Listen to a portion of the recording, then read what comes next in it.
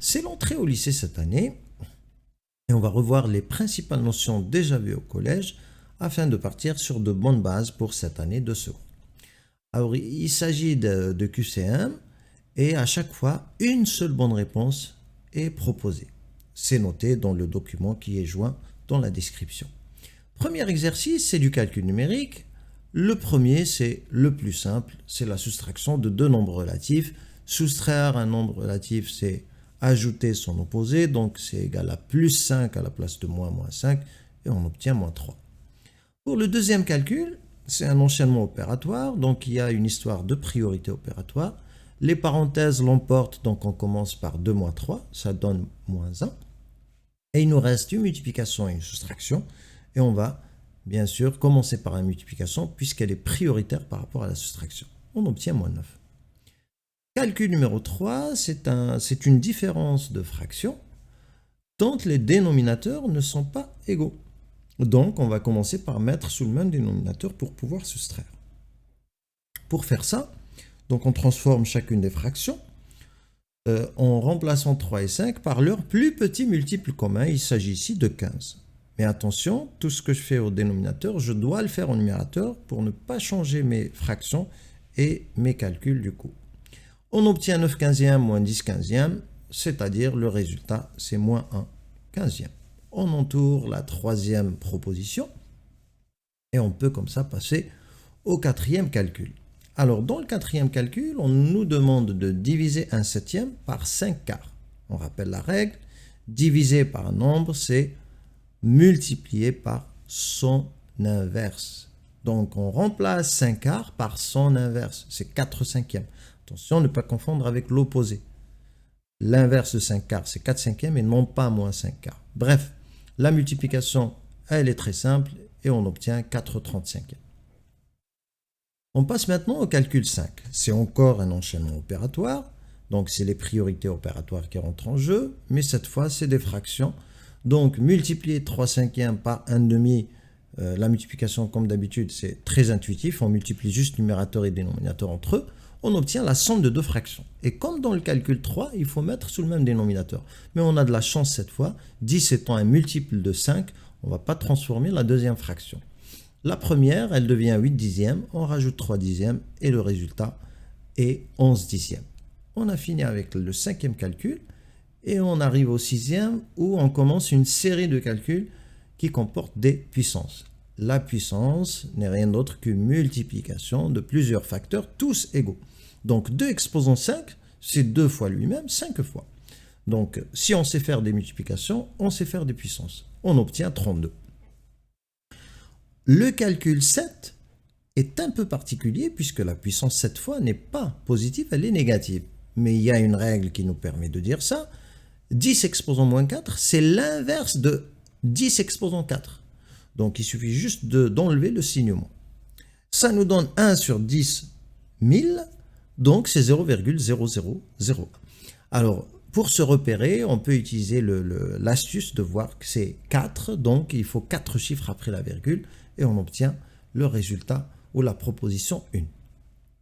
Calcul suivant, donc c'est 4 exposant 2 fois 4 exposant 3. Là, on a besoin de rappeler quand même une règle importante. Le produit de deux puissances du même nombre est égal à la puissance ou en même nombre avec un exposant composé de l'addition ou de la somme des deux exposants. Donc ici on a 2 et moins 3, leur somme c'est égal à moins 1, donc 4 exposant moins 1 c'est 1 sur 4 exposant 1 comme tout à l'heure, et ça nous donne donc 1 sur 4 puisque 4 exposant 1 c'est égal à lui-même.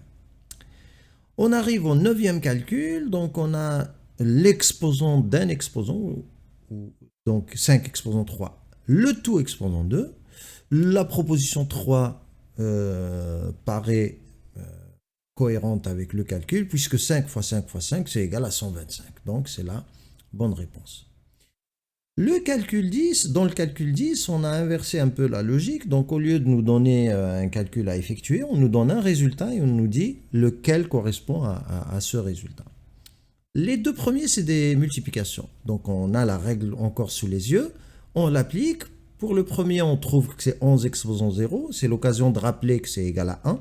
tous les nombres exposant 0 donnent 1, sauf 0 exposant 0 qui n'existe pas. Le deuxième calcul, c'est 11 exposant 4 multiplié par 11 exposant moins 1. Donc on va additionner les deux exposants, 4 plus moins 1 est égal à 3. On arrive maintenant aux deux dernières propositions qui sont des quotients. Donc on va rappeler encore une règle, c'est la règle du quotient. A exposant n sur A exposant m, c'est A exposant cette fois n moins m et non pas n plus m. Donc ce qu'on va faire, c'est prendre l'exposant du numérateur, 9, lui soustraire l'exposant du dénominateur, 5, et on obtient 11, 4.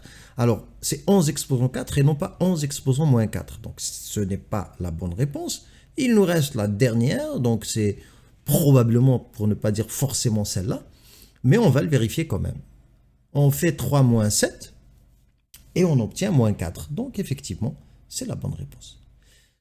Pour le 11e calcul, c'est x au carré quotient 121.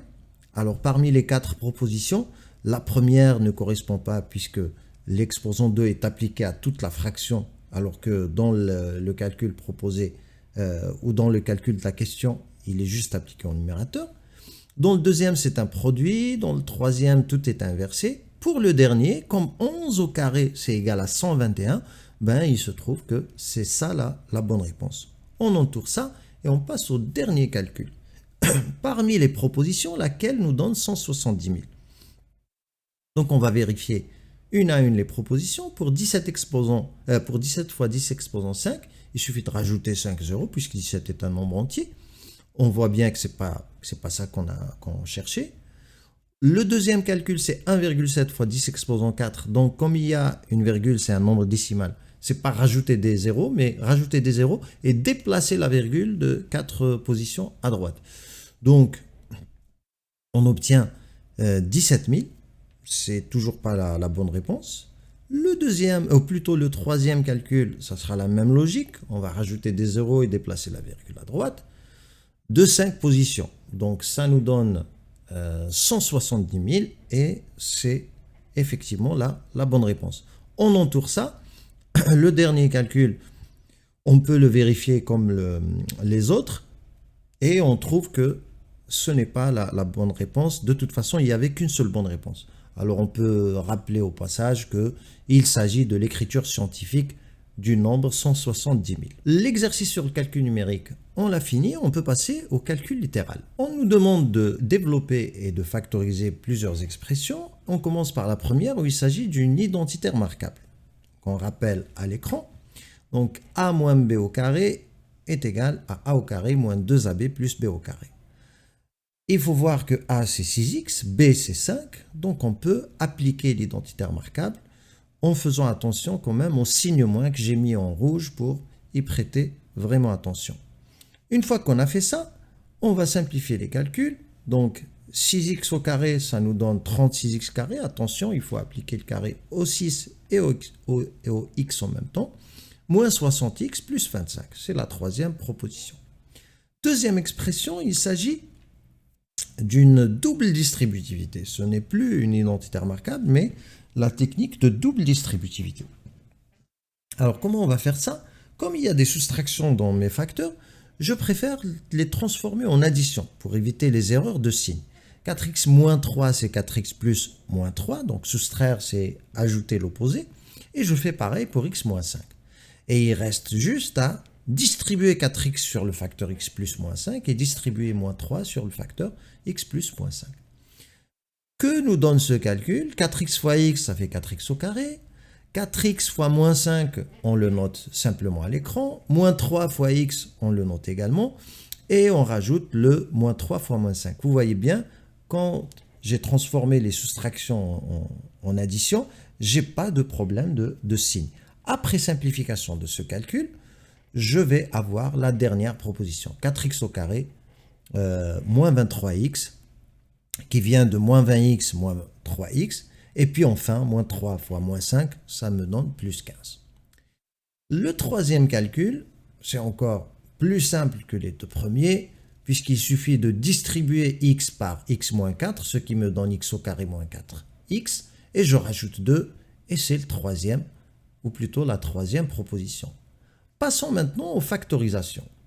Donc, dans la quatrième question, c'est une factorisation qu'on nous demande et on va transformer le carré en multiplication pour pouvoir détecter le facteur commun et en plus pouvoir faire la factorisation sans se tromper. Donc, x plus 5 au carré, c'est x plus 5 fois x plus 5.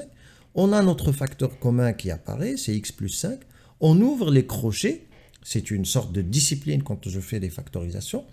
Je prépare les emplacements pour les deux termes qui vont apparaître. C'est une addition, donc je mets x plus 5 plus 2x moins 3. Je simplifie après les calculs à l'intérieur du crochet, ça me donne 3x plus 2 et on obtient le résultat ou la proposition numéro 2. On fait attention, la première n'était pas possible puisque ce n'est même pas un produit de facteurs, c'est une addition, une somme, donc ça ne peut pas être la bonne réponse.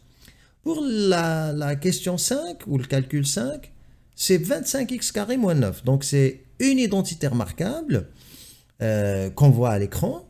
Donc a au carré c'est 5x au carré qui nous donne 25x carré, b au carré c'est 3 au carré, et il suffit d'appliquer donc l'identité remarquable, ça nous donne a moins b une fois, c'est-à-dire 5x moins 3, et a plus b une fois, c'est-à-dire 5 moins 3.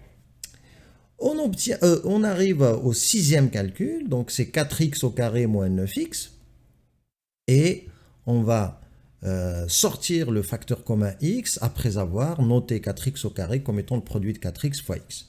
X est un facteur commun, et à l'intérieur des parenthèses, c'est 4x moins 9.